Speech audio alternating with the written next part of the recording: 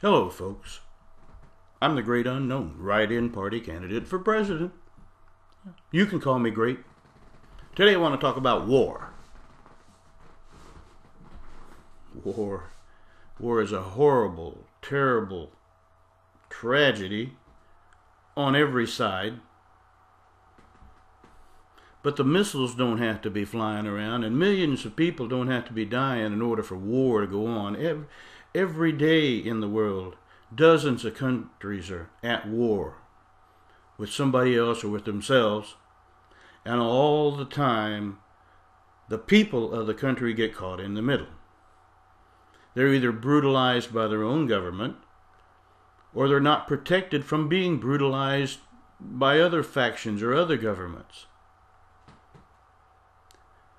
Tens of thousands of people, men, women, and children, every day in some country around the world that you couldn't spell and sure as hell don't know the capital of, are being jailed, beaten, brutalized, raped, tortured, mutilated, and if they're lucky, killed.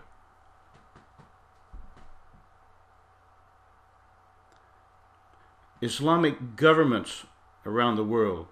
A woman walks out the street, shows that much arm, shows that much skin, she gets 60 lashes with a whip.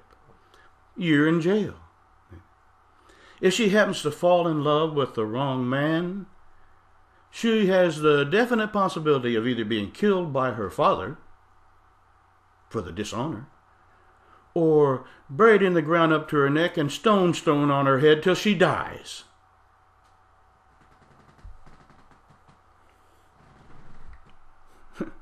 And we, the people of the United States,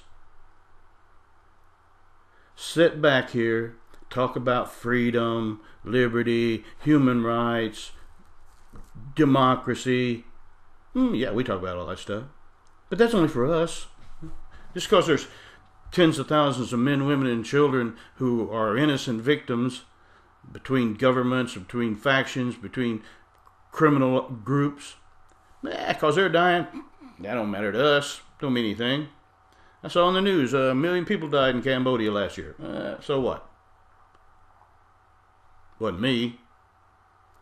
See how hypocritical we are? We're so hypocritical that it makes me sick. Talk about free elections, freedoms of religion, freedom of all this stuff. Oh yeah, right here in this country. But you see, we're never going to be able to make the world a decent place for everybody to live in until we have peace. And we're never going to have peace until every country in the world allows the basic freedoms for their people. So what I would do if I was president is I would demand the Congress passes a resolution, says something like, every human being born in the world, just by that fact, has certain guarantees. Life, security, opportunity, freedom. Now, why wouldn't the Congress pass a resolution like that? What could they possibly have against passing such a resolution? Isn't that what we preach all the time? So after we pass that resolution, we take that resolution to the United Nations and we say, boys, time to step up to the plate. Here is a resolution you're going to pass. You're going to say that every human being in the world counts. Every human being in the world has a right of protection, especially if they can't provide it for themselves. And it's the duty and the responsibility of the United Nations to see that that happens. Think they'll pass that resolution? I would put a pretty big negative spin on that. And if they don't, we should withdraw our membership and our support and demand that they move the whole damn organization to Sudan or Darfur, Iran, Turkey, someplace other than a free country in the world, because they're not a free country organization.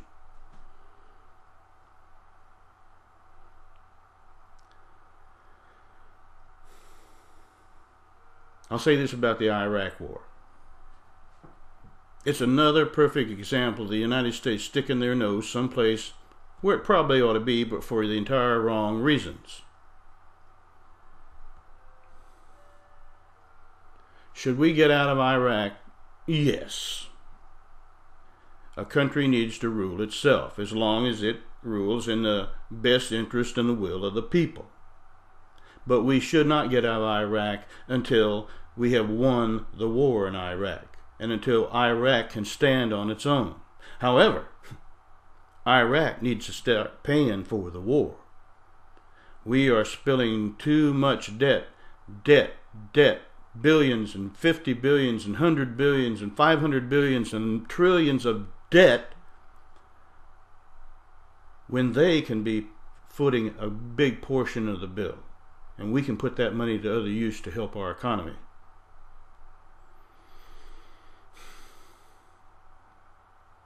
I guess that's about all I got to say right now. I'm just wondering, is anybody listening to me out there? Is anybody hearing anything that I'm saying? Is there the slightest possibility there might be the tiniest amount of truth in anything that I've been saying? Well, if there is, I need your help. Don't stay at home on election day and waste your vote. And don't go waste your vote by voting for one of those Washington bureaucrats. They don't have your best interest or your will in mind. They can't solve your problems. They don't even know what your problems are. They don't live your life. They live a real nice, comfortable life as a special person. And we pay for it. They violate their oath of office 24/7, 365. And they know that. They should be voted out, investigated for wrongdoings, and put in jail, as far as I'm concerned. Every swinging dick and dickette. Folks, the fears of our forefathers are here. We have, over the past half century or so, Washington has been infected with a corrupt government of officials who want to stay in office for life, and they have arranged the campaign and finance laws in order to give the incumbent a tremendous advantage in any election. Therefore, if they stay in favor with the party, which is where the power really is and where we really need to clean house some, they're pretty well assured of being reelected. And keep all those perks and benefits and fantastic medical plans and retirement plans that they have. You want term limits? I'll tell you how to get term limits. Take away every retirement benefit that they have and do not allow them to be lobbyists for some big company that wants something from the government. I think you would see them exit in droves. And that's what we need, because we need to turn over fresh blood every 6-8 years. We don't need people going in there and staying in there for 40 years. That's not a good thing, folks. Professional politicians lead to bad government. I'm the great unknown, write-in party candidate for president. You can call me great. Time to take back the power, folks. Thanks for listening.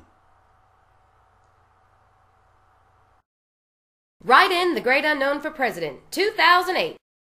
Really? Can he do any worse?